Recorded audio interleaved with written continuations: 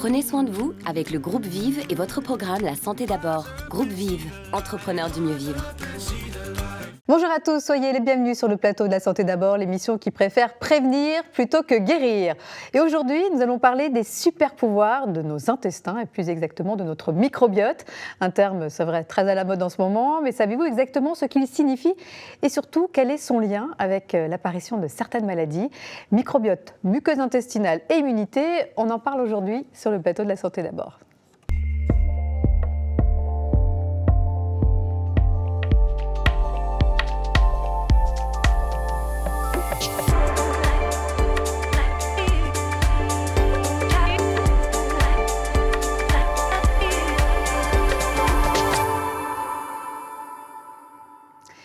Vous avez régulièrement des maux de ventre, des ballonnements, des gaz odorants ou pas. Je suis désolée, cette émission ne va pas être très glamour.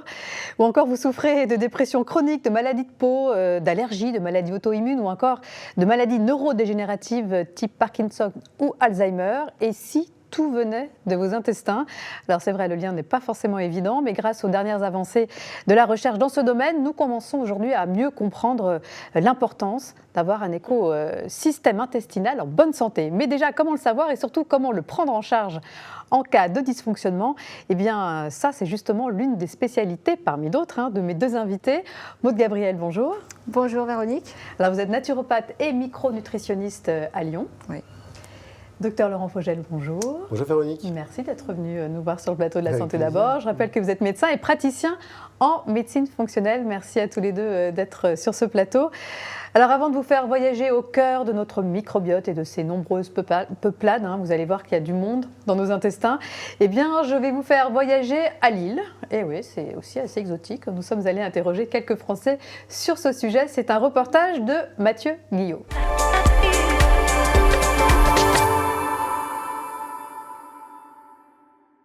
Les microbiotes, ce sont les bons germes qui aident justement à lutter contre toutes les infections, etc. Et qui sont toujours présents dans les intestins et que nous avons tendance à perdre petit à petit, régulièrement. Absolument pas. Pas du tout. Non, pas du tout. Je sais que c'est lié à la flore intestinale, mais bon, vous dire vraiment ce que c'est... C'est bactéries dans l'intestin, l'estomac. Un micro-organisme déjà qui agit sur le corps humain. On s'est rendu compte qu'il y avait une incidence aussi sur, si je dis pas de bêtises, sur le moral, etc. Enfin, il y a des tests qui ont été faits. On dit un peu que c'est notre... aussi. Tout sur le la santé. Sommeil, la peau. Je prends des probiotiques en cure assez régulièrement, donc c'est par période, 2-3 mois, enfin une boîte ou un flacon. Ça fait du bien plutôt que d'aller avaler des médicaments et un traitement, de soigner justement en faisant une cure de probiotiques, ça marche. Bon, c'est vrai qu'à force de parler de microbiote dans les médias, les Français commencent à savoir un peu ce que c'est. Ils ont des notions aussi sur les probiotiques. En revanche, dès qu'on rentre dans les détails, on se rend compte que c'est quand même un peu moins précis. Alors justement, à quoi ressemble notre microbiote intestinal et de quoi est-il composé, Docteur Fogel, très simplement? Alors, le microbiote intestinal, c'est à peu près 100 000 milliards de bactéries, soit 10 fois plus que de cellules qui composent l'ensemble de l'organisme. Donc c'est un véritable microbiome, un organe extra-humain que nous hébergeons et qui représente à peu près 2 kilos de poids. Il y a plus de bactéries que de cellules. Oui. Donc ce sont les bactéries qui font la loi quelque part Exactement. dans notre organisme. D'accord. Et le problème, c'est que ces bactéries doivent entretenir de bonnes relations entre elles. Tout à fait. Pour avoir ce qu'on appelle une eubiose, on doit avoir certaines bactéries dans des bonnes proportions. Notamment, on entend souvent parler des bifidobactéries, des lactobacilles, etc., qu'on peut retrouver dans certains yaourts ou autres. Et si on a, pour plusieurs raisons, peut-être on va le voir un peu plus tard dans le sujet, des facteurs extérieurs qui vont venir déstabiliser cette flore, eh bien on peut rentrer dans ce qu'on appelle la dysbiose, voire même candidose, on va en reparler je pense. Alors dysbiose, c'est quand il y a un déséquilibre entre les bonnes et les mauvaises bactéries, pour faire simple. Et une candidose, là, c'est quand il y a un champignon qui peut venir en plus proliférer, sans qu'on ait forcément... Champignon que nous hébergeons de manière habituelle, mais qui peut prendre le dessus si l'espace est laissé par les bonnes bactéries, justement. Donc on peut avoir une dysbiose, c'est-à-dire un déséquilibre des populations bactériennes, et une candidose aussi, on peut avoir les deux en même temps. On peut aussi avoir les deux en même temps. c'est la double peine. Et alors justement, quelles sont les conséquences de ce déséquilibre des populations bactériennes au niveau intestinal? On va avoir un tas de symptômes, ce qu'on appelle souvent le côlon irritable finalement, ou syndrome de l'intestin irritable. C'est des entités finalement où quand on va voir le gastro-entérologue, on vous fait un tas d'examens, on vous trouve rien, et puis on vous dit, bon, prenez un peu de Spasfon. Voilà, c'est le stress. Voilà, le stress. Ah ouais, ça, on l'entend souvent. À ce moment-là, en fait, on peut avoir des symptômes digestifs du style alternance de diarrhée, de constipation, de ballonnement, de douleur abdominale. Mais qu'est-ce qui se passe au niveau de notre muqueuse intestinale ? Alors, on va avoir, il peut y avoir il va y avoir la muqueuse intestinale va être abîmée, et il va y avoir ce qu'on appelle des espaces, ce qu'on appelle un leaky gut syndrome, le syndrome d'hyperperméabilité intestinale, où finalement des espaces vont se créer dans la muqueuse et vont laisser passer des molécules, j'allais dire des antigènes, des morceaux qui peuvent être des morceaux d'aliments mal digérés, des bactéries, des toxiques. Voilà, en fait, notre intestin devient une vraie passoire. Une passoire, et qui va donc être le lieu de ce qu'on appelle une inflammation, puisque toutes ces choses qui ne sont pas censées passer vont générer des réactions immunitaires. Et cette inflammation, qui a lieu tous les jours, de façon chronique, va faire le lit plus tard des maladies chroniques auto-immunes, des maladies cardiovasculaires, des cancers, des maladies neurodégénératives. Donc, il y a une baisse de l'immunité également. Il peut y avoir des maladies de peau. Ça peut effectivement avoir des signes. Alors voilà, dans 80% des cas, vous avez les signes digestifs, comme on en a parlé. Et puis dans 20% des cas, vous pouvez avoir des signes extra-digestifs, comme vous venez de le dire, de l'eczéma ou de l'urticaire, des signes cutanés, des signes psychologiques, alternance par exemple de stress, d'anxiété, de dépression. Et de dépression, justement, ça tombe bien, parce que Maud Gabriel est avec nous. Maud, vous avez souffert pendant des années de dépression qui se manifestait par de l'hyperactivité, des troubles du spectre autistique, de l'anorexie, tout ça sous fond de troubles digestifs. Hein. Oui, j'ai vraiment souffert de troubles digestifs depuis l'enfance, et ce qui m'a amené à mener une alimentation un petit peu exclusive. Vraiment, j'essayais d'identifier ce qui me causait le moins de troubles. Mais après, des troubles digestifs, c'est quand même assez commun, donc c'était passé quand même inaperçu, surtout qu'au sein de ma famille, c'était un petit peu un héritage familial.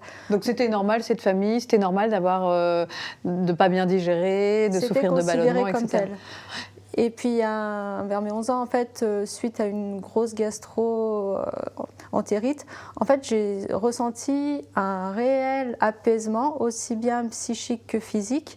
Et en fait, c'était tellement une sensation déroutante pour moi et apaisante que c'est là que l'enfer, en fait, de l'anorexie mentale s'est enclenché, parce que j'ai souhaité faire perdurer cet état d'apaisement, et donc restriction alimentaire, et puis là c'est vraiment l'anorexie mentale avec les hospitalisations qui s'en sont suivies et toute la panoplie médicamenteuse qui allait avec. Donc les hospitalisations, c'était internement psychiatrique avec contrat de poids, et puis pas beaucoup de solutions en fait. Alors qu'en fait, tout venait de vos intestins. Mais un jour, vous décidez d'aller voir un nutritionniste. Et là, enfin, le cauchemar s'arrête. C'est effectivement après 25 années d'errance thérapeutique et de souffrance psychique.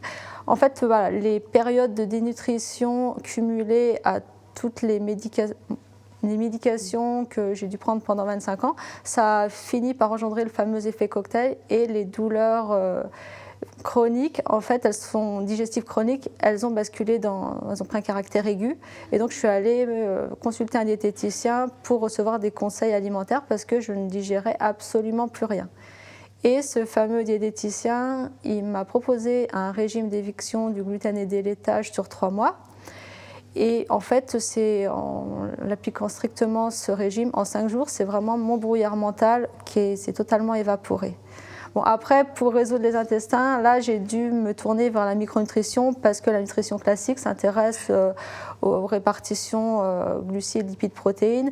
Mais la micronutrition va vraiment au-delà, en s'intéressant aux capacités d'assimilation de l'organisme, aux états inflammatoires, aux états hormonaux. Donc c'est vraiment... effectivement, on en parlera tout à l'heure de cette prise en charge de microbiote qui dysfonctionne. Et en tout cas, vous avez fait de toutes ces épreuves une force, et surtout votre profession actuelle. Je crois qu'on ne fait jamais ce métier par hasard. Il y a toujours une histoire personnelle derrière. En tout cas, vous êtes la preuve que l'on peut développer des états dépressifs ou des troubles du comportement alimentaire juste en consommant des aliments que l'on digère mal, docteur Fogel. Oui, tout à fait. Donc il y a certains aliments un petit peu aujourd'hui je dirais à la mode, on parle beaucoup du gluten, mais finalement, il n'y a pas que cette molécule. Le gluten, il a été énormément... Alors justement, on va faire un petit focus sur le gluten, parce que c'est vrai c'est vraiment l'aliment qui fait débat. Est-ce que c'est à la mode, pas à la mode? Mais le gluten, effectivement, peut être vraiment irritant pour nos intestins, sans qu'on soit allergique au gluten. Voilà, c'est une maladie particulière qu'on appelle la maladie cœliaque. Exactement, on va développer des anticorps qui vont dégrader la muqueuse intestinale, mais on peut être aussi ce qu'on appelle intolérant non cœliaque au gluten. Le cas de Maud.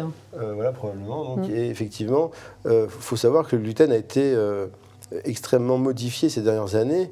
Il est passé de quelques chromosomes à plus d'une vingtaine, me semble-t-il. Pour améliorer le rendement, c'est ça? Et le rendre plus résistant? Du coup, le problème, c'est que notre intestin ne sait plus le digérer correctement et il devient toxique et il va provoquer, quand il est absorbé dans l'entérocyte, dans la cellule de l'intestin, il va générer la production d'une protéine, la zonuline, pour ne pas la citer, et cette zonuline va provoquer une ouverture des jonctions serrées entre les entérocytes, nos cellules intestinales, et donc est à l'origine du leaky gut dont je parlais tout à l'heure. Les fameux l'hyperperméabilité intestinale.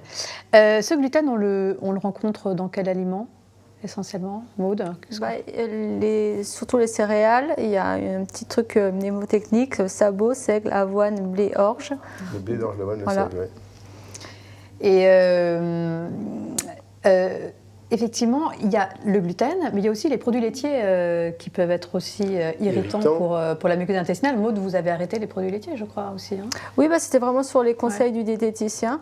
Après, les produits laitiers peuvent avoir une double problématique, donc provoquer des réactions adverses par rapport aux protéines du lait, et puis aussi quand il y a le problème de la lactase, donc c'est une enzyme qui permet en fait de découper le lactose, donc là c'est vraiment le lactose sucre. Qui est le sucre voilà, du lait. Tout à fait. Et donc pour la rendre assimilable, et cette enzyme, elle fonctionne plus ou moins bien, soit elle peut être déficiente dès la naissance pour des raisons génétiques, et en vieillissant, on en synthétise un petit peu moins. Et puis quand on a un manque de lactase, les symptômes, c'est surtout des ballonnements, parce que le lactose, c'est fermentescible, donc c'est pour ça que ça donne des ballonnements, puis aussi ça peut provoquer des diarrhées explosives. D'accord, donc diarrhée explosive, ballonnement après l'ingestion de produits laitiers, on peut se dire qu'il y a peut-être un problème avec la lactase, en tout cas, avec le lactose La meilleure des techniques, c'est d'essayer de faire une éviction, puis on voit si on est mieux. Ouais, tout à fait. On le voit rapidement, en fait. Et pour le gluten, oui, c'est vrai qu'on vous parliez justement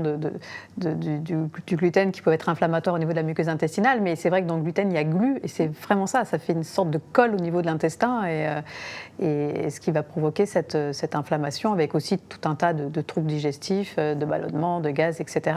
Quelles sont les autres causes qui peuvent altérer notre écosystème intestinal? En dehors des aliments, il y a les antibiotiques, ça je pense que tout le monde en a un peu conscience aujourd'hui. Les antibiotiques vont complètement mettre à plat la flore intestinale et vont laisser la place aux mauvaises bactéries pour prendre la place et donc éventuellement provoquer une dysbiose derrière. Il peut y avoir aussi la consommation d'alcool, de toxiques, de tabac, de certains médicaments. Voilà, donc, le manque de mastication, si on n'en parle pas assez, mais... Le manque de mastication, et le manque d'acidité chlorhydrique au niveau de l'estomac, parce que les protéines des laitages et du gluten, c'est des protéines qui sont difficiles à dégrader et qui coagulent déjà au niveau de l'estomac. Donc il faut suffisamment d'acide chlorhydrique, parce que c'est vrai qu'on a toujours tendance à penser qu'on en a trop, notamment quand ça brûle, alors que parfois c'est justement qu'on n'en a pas assez. Tout à fait. Et là on va vérifier ça... Thyroïde, mais on en parlera tout à l'heure. Effectivement, c'est des choses aussi à vérifier quand on souffre de troubles digestifs. Alors, les signes, on en a parlé, c'est essentiellement des gaz, des ballonnements, des gaz qui peuvent être odorants ou pas. C'est important d'en parler parce que quand ils sont odorants, effectivement, on peut se dire que là, il y a une dysbiose de putréfaction, c'est-à-dire c'est un problème de digestion des bactéries. Des protéines, pardon. Quand on a une candidose plutôt, quand c'est le champignon qui prolifère, là, quels sont les signes plus spécifiques? Donc des ballonnements, des ballonnements digestifs, ballonnements et puis gaz plutôt non malodorants. Mais comme le dit Maud, une fatigue chronique, des envies de sucre non rythmées dans la journée, ça peut être du matin au soir, ce qu'on appelle le brain fog, cette espèce de brouillard mental, peut être aussi des migraines. Voilà. Et des démangeaisons aussi au niveau de l'anus. Oui. Au niveau de l'anus. Et un c'est revêtement un signe blanchâtre sur la langue. sur la langue. Et chez les femmes, des mycoses à répétition au niveau vaginal. Ça, c'est un signe aussi qui doit nous alerter et qui doit nous Un faire penser réservoir digestif. à une candidose au niveau des intestins. Est-ce qu'il existe, en dehors de ces signes cliniques, il y a aussi tous les signes extra-digestifs dont on a parlé, les maladies mentales, les problèmes de peau, l'eczéma. Il faut souvent aller voir s'il n'y a pas un problème au niveau intestinal, la fatigue, la baisse d'immunité, les allergies. Les problèmes articulaires aussi, parce que les quand problèmes l'intestin articulaires. est poreux, il y a des molécules inflammatoires qui justement s'accumulent au niveau des articulations. Et les personnes pensent que c'est de l'arthrose et en fait, en travaillant, en restaurant l'obiose digestive, on améliore bien des choses en fait. Donc là encore, ça vient de nos intestins. Est-ce qu'il existe des examens fiables pour explorer notre microbiote et pour faire un diagnostic de dysbiose, de candidose, d'hyperperméabilité intestinale, sans rentrer trop dans les détails, mais est-ce qu'on peut l'objectiver? À ce jour, il existe des tests qui ne sont pas tous validés par nos autorités scientifiques, mais qui donnent quand même une idée de ce qui se passe au niveau du microbiote, donc notamment des tests urinaires, aussi sur les selles, on peut regarder, et on peut faire aussi des tests dits d'hypersensibilité alimentaire, où on va aller regarder s'il y a des anticorps, des IgG anti-gluten, protéines de lait de vache, etc. Mais là encore, tout ça est un petit peu décrié, mais globalement, ça peut donner une idée de si le patient a une grosse hyperperméabilité intestinale. C'est-à-dire que s'il réagit à beaucoup d'aliments, au niveau de ce test sanguin, on peut se dire que son intestin est une vraie passoire. Plus ou moins poreux, exactement. Ouais. Et en même temps, ça donne des pistes sur peut-être je vais retirer tel ou tel aliment pendant un certain temps, je vais réparer la barrière intestinale, etc. Et effectivement, le patient se sent mieux. Parce que si on continue à ingérer cet aliment, alors qu'on est en train de soigner justement son microbiote, le résultat risque de ne pas être très probant, on risque d'être en échec. Vous entretenez l'inflammation par cet aliment. Mais je ne dis pas qu'il faut l'arrêter à vie. C'est probablement des aliments que vous allez arrêter un certain temps et qu'on réintroduira petit à petit par la suite quand les choses seront rentrées dans l'ordre. D'une manière générale, ce n'est pas forcément les aliments qui posent problème, c'est justement la capacité de l'organisme de réagir par rapport à ces aliments.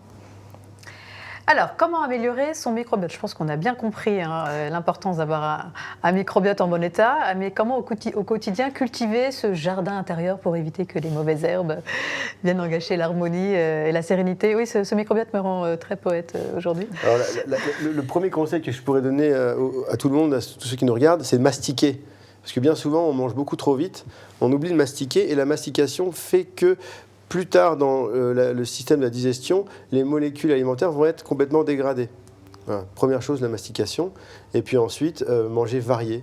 Il ne faut surtout pas avoir des alimentations trop restrictives, genre ne manger que tel légume, telle protéine. Et varié, ça veut dire quoi? Ça veut dire combien d'aliments différents, par exemple, sur une semaine? On sait ça moi, souvent, je dis à mes patients, essayez de manger pas plus que 2 fois le même repas dans la semaine. Et puis, vous ferez le lundi et le jeudi les œufs. Et puis, peut-être le mardi et le vendredi autre chose, etc. etc. Donc, il faut vraiment varier.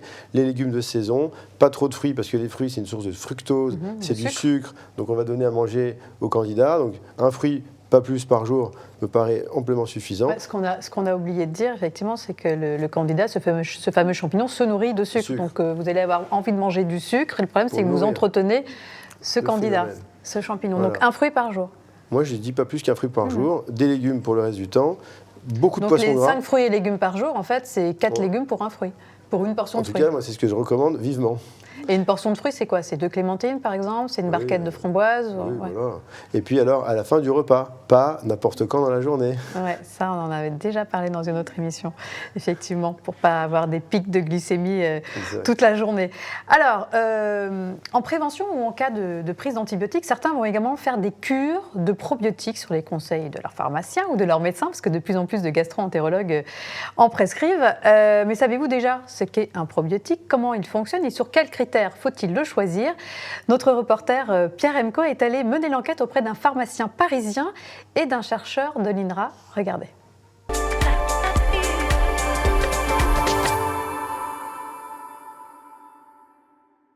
Le probiotique, ce sont des médicaments qu'on apporte à l'organisme humain quand il y a une déficience dans l'organisme, que cette déficience soit due à une maladie, à un problème d'immunité ou à la prise d'antibiotiques qui modifient ce qu'on appelle la flore intestinale ou le microbiote, qui est l'ensemble des bactéries, des virus, des cellules et des champignons qu'on a naturellement dans l'organisme et qui concourent à un bon fonctionnement de l'organisme en général. Ces probiotiques aujourd'hui sont fabriqués par l'industrie pharmaceutique et donc un laboratoire peut être intéressant dans une indication intestinale, dans du confort intestinal, dans une maladie chronique intestinale et en fonction de la qualité des études, le pharmacien sélectionne ou pas un produit. On choisit un probiotique bien sûr en fonction du nombre de milliards de probiotiques qui existent dans une gélule. Les laboratoires choisissent leurs souches aussi en fonction des études qui ont été faites dans telle ou telle indication. Et alors après, il y a un savant mélange entre l'indication et le nombre de souches qu'il doit y avoir et en quantité dans une gélule. Ce que la science nous dit, c'est que tous les probiotiques ne se valent pas. Et on sait aussi que les probiotiques ne vont pas agir de la même façon en fonction de l'individu. Ce que l'on fait ici, on séquence le microbiote intestinal d'individus sains ou d'individus malades, dans l'espoir de trouver des bactéries qui sont associées à la bonne santé ou au contraire des bactéries associées à la maladie. Donc on va, et c'est l'avenir du probiotique, avoir des probiotiques personnalisés, adaptés aux gènes, au microbiote intestinal, à l'alimentation et au mode de vie. Et la personnalisation des probiotiques pourrait être un nouvel outil thérapeutique dans des différents champs de médecine. Certaines équipes travaillent à développer des probiotiques qui vont augmenter l'efficacité de la chimiothérapie par exemple.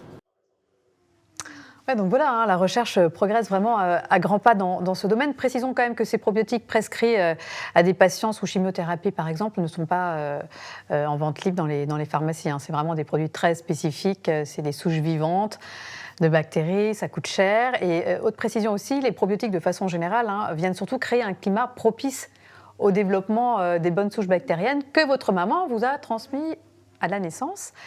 D'où l'importance que cette maman ait un bon microbiote, docteur Fogel. Oui, tout à fait. Le bébé, lorsqu'il naît, passe par la filière génitale de la maman et à ce moment-là... On prend une bonne lampée de bactéries vaginales. Voilà, qui sont les... Parce que le bébé est dans un environnement complètement stérile dans la poche amniotique pendant 9 mois et c'est en passant dans la filière génitale de la maman qu'il va rencontrer pour la première fois de son existence les bactéries qu'il va avaler et qui vont aller coloniser son intestin. Parce que son tube digestif est stérile. Tube digestif stérile, voilà, tout à fait. Et c'est pour ça qu'on avait des études qui montraient que les enfants nés par césarienne avaient des troubles digestifs, plus de maladies de l'intestin que les enfants qui étaient nés par voie génitale. Donc ça veut dire que ça peut être intéressant de donner à ces bébés nés par césarienne des probiotiques ?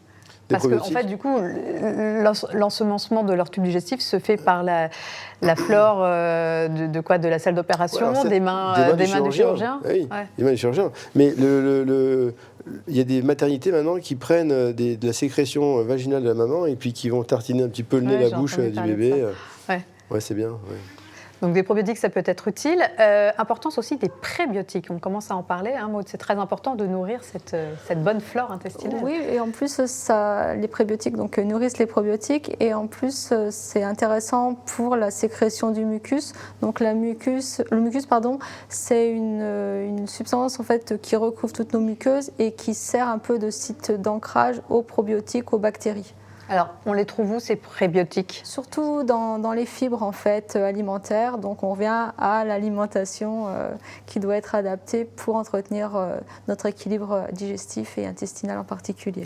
Et chez la maman et chez le bébé, la mère qui allaite son bébé, c'est extrêmement important parce que dans le lait maternel, on va retrouver un sucre qui s'appelle le fucosylactose, qui va être un des éléments constitutifs de ce mucus intestinal. Et donc, c'est bon pour le bébé. D'où l'allaitement. Et si on ne l'allaite pas, la maman peut prendre en complément du fucosidlactose aussi, ça existe. Tout à fait. Qui permet en fait d'attirer les bonnes bactéries comme des boules de Noël en fait au niveau de la paroi intestinale. Exactement. Très bien. Alors, en termes de... Bon, on a déjà donné tous les conseils hygiéno-diététiques, mastiquer, c'est-à-dire avaler vraiment quand c'est une bouillie, avoir l'alimentation la plus variée possible. Mais en phytothérapie, en micronutrition, qu'est-ce qu'on peut conseiller pour prendre en charge ? Alors, évidemment, ça demande une consultation d'une heure et demie. C'est des prises en charge à personnaliser, mais quelles sont les plantes qui sont recommandées en général quand on a une candidose ou une dysbiose bactérienne ? Bon, on peut consommer donc de la berbérine, par exemple. Ouais, qui est la fois antifongique et antibactérienne. Voilà. Il y a les extraits de pépins de pamplemousse, mais bon, c'est pas très sélectif sur la dysbiose. La lysine, de l'ail, voilà, entre autres. Les huiles essentielles d'origan, enfin bon, il y a de cannelle aussi, il y a un tas de choses qu'on peut prendre. Et les probiotiques et prébiotiques, vous les ajoutez systématiquement moi, je rajouterais que quand on on fait un nettoyage digestif, je soutiens toujours le foie parce que ce qui est remis en circulation, c'est filtré par le foie. Et des fois, il peut y avoir justement des réactions de maltolérance. De toute façon, tout à fait. Donc ça, j'associe toujours... Parce que l'idée, en fait, c'est de faire un nettoyage, d'éliminer toutes les mauvaises bactéries. De rééquilibrer plutôt. De rééquilibrer. Donc ça veut dire aussi... soutenir le foie. Soutenir le foie, avoir adapté son alimentation, bien sûr. Évidemment. Et probiotiques, vous en donnez systématiquement ou pas quand vous faites ce nettoyage? Oui. En fait, ça va aider. En fait, si vous voulez, on va détruire la mauvaise flore. Enfin, on détruit un peu tout finalement. Ouais, les bonnes on va aussi. ensemencer avec des bonnes bactéries pour qui vont prendre l'espace en fait, qui vont occuper l'espace laissé libre, et les bonnes bactéries vont pouvoir émerger à ce moment-là. Très bien. On le disait tout à l'heure aussi, c'est important de vérifier sa thyroïde parce que c'est une cause fréquente de dysbiose bactérienne ou de candidose. Quand on est en hypothyroïdie, quand tout est ralenti, on digère moins bien. Voilà, oui, donc ça c'est connu et reconnu. L'hypothyroïdie, c'est donc la thyroïde, la petite glande qui est située ici devant le cou, va produire les hormones thyroïdiennes. Et lorsque nous sommes en hypothyroïdie, eh bien, on ne sécrète pas assez de ces hormones thyroïdiennes. Or, ces hormones thyroïdiennes vont avoir un rôle important pour un tas de choses dans l'organisme, mais notamment au niveau du système digestif, vont permettre d'accélérer la vidange de l'estomac, le péristaltisme intestinal. C'est pour ça que les patients qui ont de l'hypothyroïdie vont avoir ce qu'on appelle une gastroparésie, avec des reflux, des ballonnements, de la constipation, et donc voilà. Merci à tous les deux pour cette plongée passionnante et originale au sein de notre microbiote que l'on commence à connaître de mieux en mieux grâce aux dernières avancées scientifiques. Alors pour en savoir plus sur les liens entre microbiote et maladies mentales, je vous recommande le livre de Maude Gabriel, Parle à mon ventre, ma tête est malade. J'adore ce titre, je trouve qu'il est... Il est extrêmement parlant. Aux éditions Granger, voilà, vous racontez votre histoire, ce combat que vous avez mené contre la dépression, dont la cause se trouvait tout simplement dans votre intestin. Donc un grand merci à tous les deux. Merci à tous, Véronique, en tout cas, de nous avoir suivis. Je vous donne rendez-vous très bientôt pour un prochain épisode de La Santé d'abord. À très bientôt et prenez soin de vous.